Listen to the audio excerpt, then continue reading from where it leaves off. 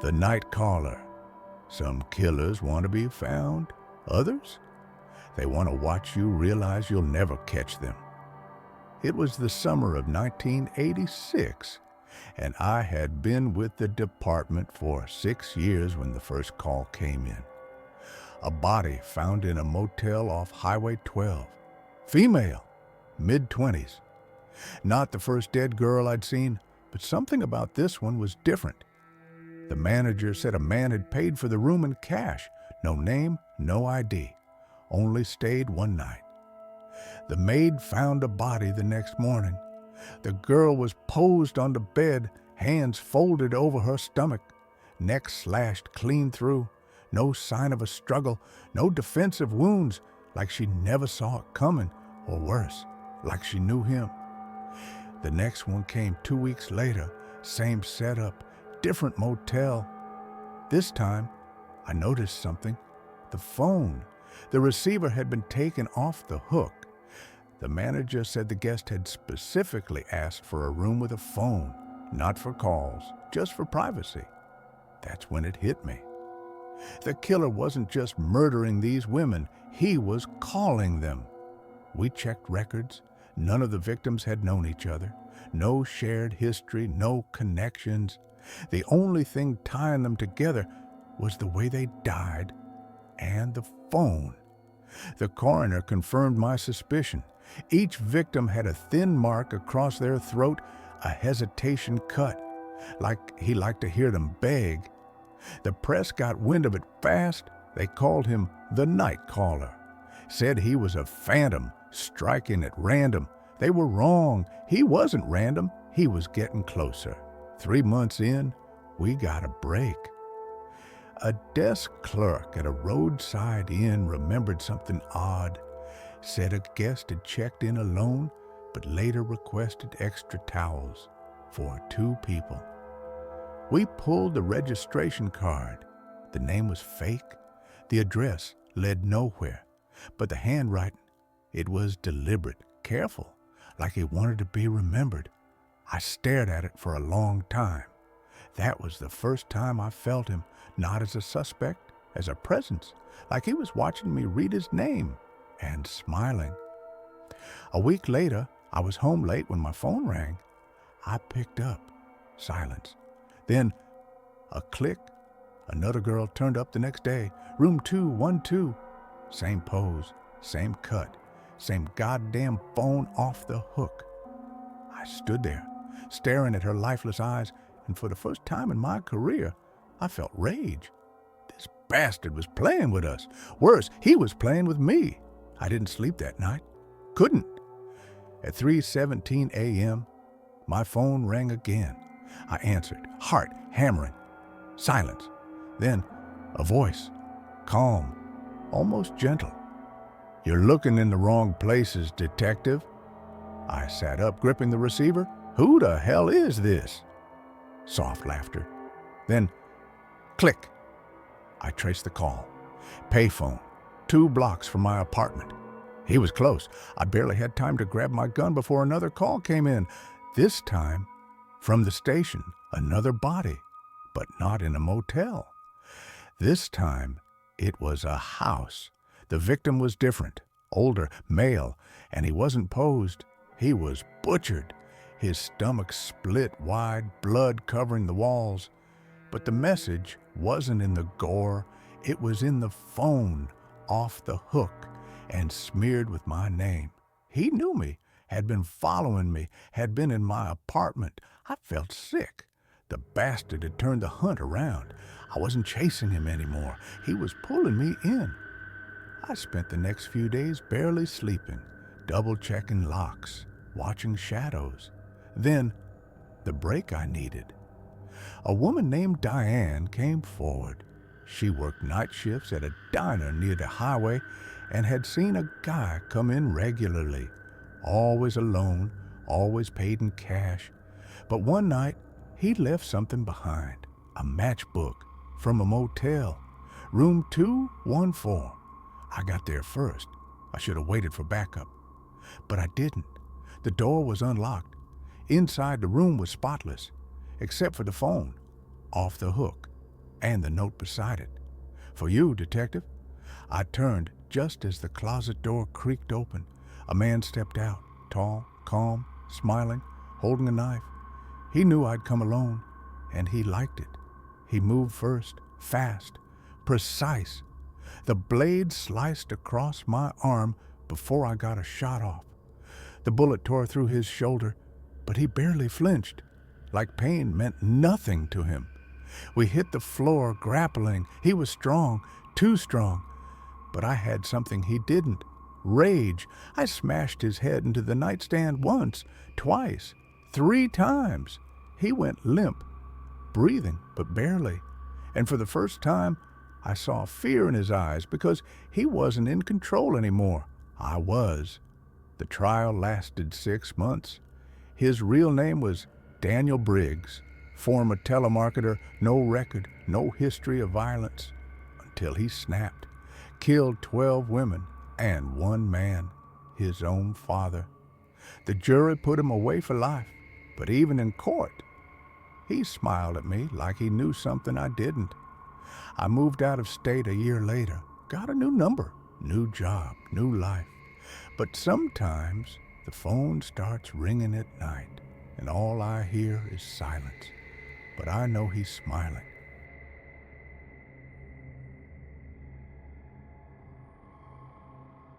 I've been a cop for 12 years. I've seen things that would make most people lose sleep. Crime scenes that stick with you, eyes that have long since lost their light. But nothing prepared me for what happened that night.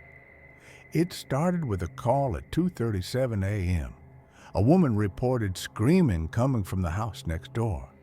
Said she heard banging, a man's voice, something that didn't sound human. Then silence. Dispatch sent us to check it out. I was with my partner, Martinez. We've been riding together for 5 years. Good guy, experienced, never one to spook easily. The house was old, 2 stories, half the windows boarded up. No car in the driveway. The street was dead quiet, the kind of quiet that makes your stomach turn. We stepped onto the porch, our boots creaking against the rotten wood. I knocked. "Police, anyone home?" Nothing. Martinez turned the knob. Unlocked. That was our first mistake. We stepped inside, flashlights cutting through the dark. The air was wrong. Stale, damp, thick with the kind of rot that comes from something long dead. The living room was empty, furniture covered in dust, cobwebs hanging from the ceiling, but the floor scratched up, deep grooves like something had been dragged. That was our second mistake. Martinez gestured to the staircase. "Upstairs?" I nodded. We moved slow, guns drawn, the wooden steps groaning under our weight. Then a noise, a quiet, wet sound, from the end of the hall. We followed it, past doors that stood slightly open, the shadows inside too deep. The smell was worse up here, something pungent, metallic. We reached the last door. It was open just a crack. Martinez went first, pushing it open with his foot, and that's when the smell hit us. Blood. It was everywhere, the walls, the floor, soaked into the mattress of a rotten bed. In the middle of the room was a chair, and strapped to that chair was a man, or what was left of him. His skin peeled back in strips, his eyes gone, empty sockets staring at nothing, his mouth frozen in a silent scream. Martinez swore under his breath, "Jesus Christ!" I stepped closer, my flashlight shaking. The blood was fresh. Whoever did this wasn't far. Then a creak behind us. We spun around and saw the closet door closing. Someone was inside. Martinez moved first, gun raised. "Come out, now!" Silence. Then a giggle, high-pitched. Wrong. My stomach dropped. Martinez nodded at me. I gripped the knob, counted to 3, then yanked it open. Empty. Just darkness. Shelves of old coats. Then hands. coming from the shadows, grabbing Martinez, pulling him in. He screamed. I lunged forward, grabbing his vest, trying to yank him back, but something else was pulling him deeper, something strong, something I couldn't see. Martinez's face contorted in pain. He gasped, choked, his body jerked violently. I caught a flash of teeth in the dark. And then he was gone, ripped into the closet. The door slammed shut. I stumbled back, my hands slick with his blood. My flashlight flickered, the shadows around me moving. I grabbed my radio, my voice barely working.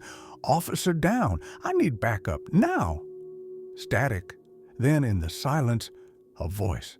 Help me. Martinez's voice. But wrong, twisted, mocking. I backed out of the room, heart slamming against my ribs. The hallway felt longer. The house was changing. The walls groaned. The doors creaked. Footsteps echoed behind me, but there was no one there. I ran down the stairs, through the front door, into the cold night. I didn't stop until I reached the car. By the time backup arrived, the house was different. No skibidi blood, no body, no sign that Martinez had ever been there. They searched, found nothing. I was forced to give a statement, forced to tell my captain that I had lost my partner in an abandoned house. The next day, I drove back alone. I had to. I had to see if it was real. The house wasn't there. I swear to God, it wasn't there. Just an empty lot. Grass, dirt, a few broken bricks, no house, no blood, no Martinez. They wrote it off as stress, a breakdown. I was put on leave, forced into therapy, told to rest and recover. But I know what I saw. And Martinez, he's still out there, somewhere, or something wherein his face is.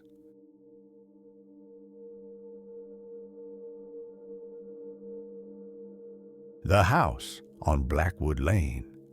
Some houses should be left alone. I learned that the hard way. It was a slow night, just past 2 a.m., when dispatch sent me out to Blackwood Lane, an old, abandoned house on the edge of town. A neighbor reported screaming coming from inside. I should have waited for backup, but I didn't. The house was one of those places you hear stories about but never believe. Kids dared each other to break in. Homeless people stayed the night and swore they saw things. The truth? Nobody lived there, but something else did. I pulled up, cutting my headlights. The house was worse than I remembered. 2 stories of rotting wood, windows like black eyes, staring into nothing. The front door was open, my gut twisted. I stepped out, boots crunching over dead leaves. The night air was thick, too still, no wind, no crickets, just silence. I radioed in. Unit 14 on scene, possible break-in. Static, then a click, not from my radio, from inside the house. I gripped my flashlight, took a breath, and stepped through the doorway. The air inside was wrong, stale, heavy, thick with the scent of damp wood and old dust. My flashlight beam cut through the darkness, landing on furniture covered in white sheets.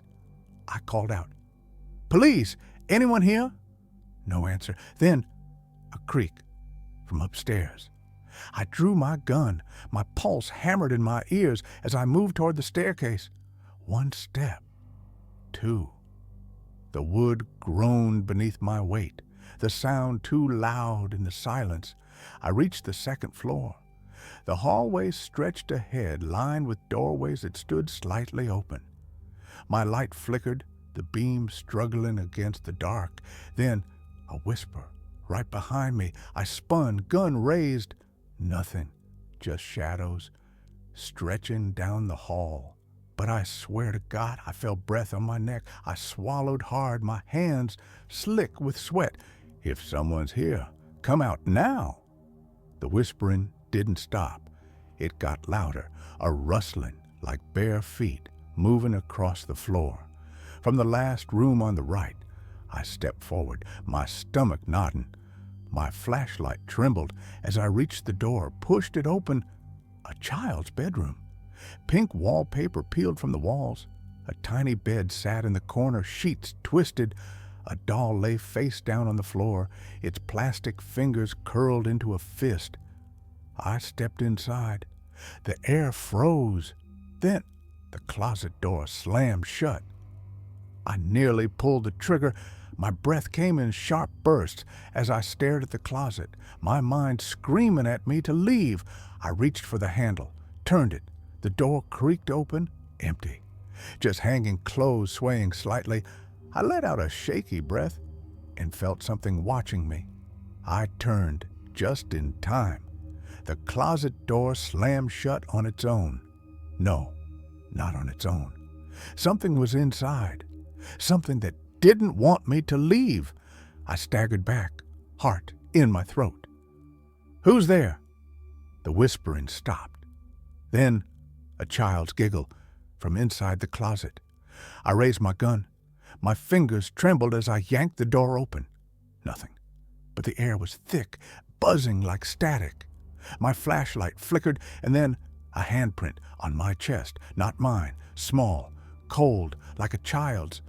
I choked out a curse, stumbling back. My radio hissed with static. Then a voice. "Officer, don't leave me." It was a little girl, software pleading. I turned, scanning the room, and froze. The doll, it was standing up, on its own, its plastic fingers slowly uncurling. I ran, out of the room, down the stairs, through the front door, into the night. When I got back to my cruiser, my hands wouldn't stop shaking. I fumbled for the radio. "This is Unit 14. I need immediate backup now." Wait, the house. It was different.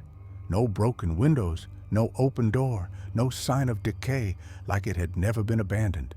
I blinked, my mind reeled. Then, from the second-story window, a little girl, pale, watching me, smiling. Her lips moved. "Skee-biddy gurgle, gurgle, goop-dee-doo." My blood turned to ice. I hit the gas and never looked back. I put in my transfer request the next morning. A week later, I checked the records. No missing children had ever been reported in that house, because there was no house. The lot had been empty for 40 years. Some places don't belong to us, and some things, they never left.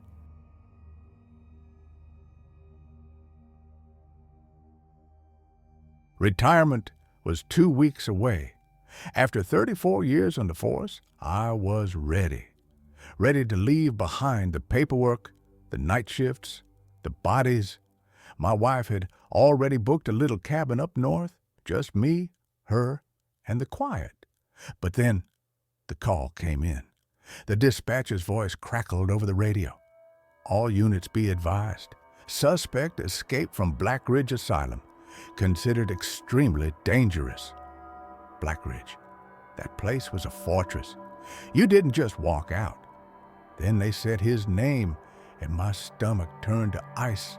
Michael Grayson. I knew that name. I had arrested him. 20 years ago, Grayson butchered a family in her home. Not just killed, tore them apart. The only survivor was an 8-year-old girl who hid in the closet. She never spoke about what she saw. The courts sent Grayson to Black Ridge instead of death row. Now, he was out. Most of the younger guys rushed to roadblocks. But I knew Grayson. He wasn't running. He had unfinished business. And I had a sick feeling I knew exactly where he was going. The house, the one where he left a job half done. It had been abandoned for years. Still had the crime scene tape on the door, curling and yellowed. I pulled up, killed my headlights, and gripped my revolver. The house was quiet. Too quiet. Then a light flickered upstairs. Someone was inside. I stepped out, my knees aching from too many years on the job. Every instinct screamed, "Get back up," but there was no time. I wasn't about to let that bastard slip away. The front door was open. I stepped in, my boots creaking on the warped floorboards. The air stank like rot and mildew. Then I saw it, on the wall, a fresh drawing in red. Crude stick figures, 3 big ones, 1 small one, a family. Underneath, in jagged letters, "I never forgot you." My blood went cold. I knew who it was for. The girl, the one who got away. A floorboard creaked upstairs. I raised my gun and moved toward the stairs. Slow, steady. At the top of the stairs, the hallway stretched into darkness. The only light spilled from a room at the end. I stepped closer. The house was dead silent. Something was wrong. The floorboards ahead were dusty except for a single, fresh footprint. He was waiting. The room was empty. Just a bare mattress on the floor and a phone off the hook. Then I heard it, a breath behind me. I turned just as the knife came down. Pain exploded in my shoulder. I fired blindly, but Grayson was fast. He hit me like a truck, slamming me into the wall. The gun clattered to the floor. I barely had time to duck as the blade flashed again, carving through the air where my throat had been. He was grinning like he was enjoying this. I grabbed a lamp and smashed it across his face. He staggered back, blood dripping from his cheek, but still smiling. "Been waiting a long time for this, officer," he said, wiping the blood from his chin. "You took me away before I could finish." His eyes flickered toward the gun on the floor. I moved first.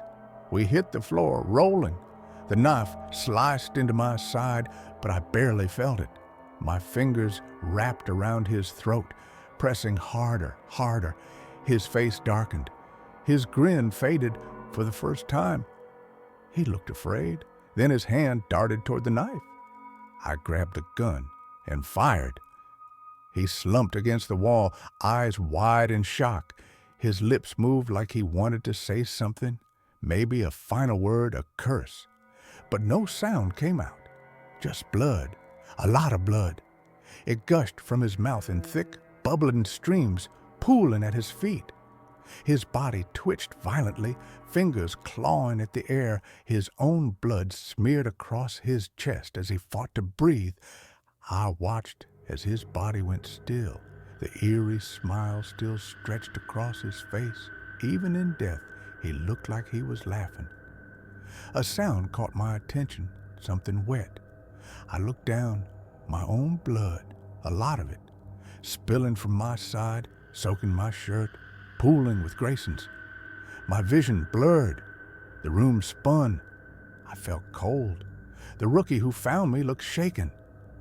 "Jesus, Sarge," he said, helping me up. "You should be dead." I looked at Grayson's lifeless eyes, then at the wall, at the words scrawled beneath the stick figures. "I never forgot you." My hand was slick with blood as I wiped my mouth, breath shallow, pain sharp and real. I muttered, "Neither did I."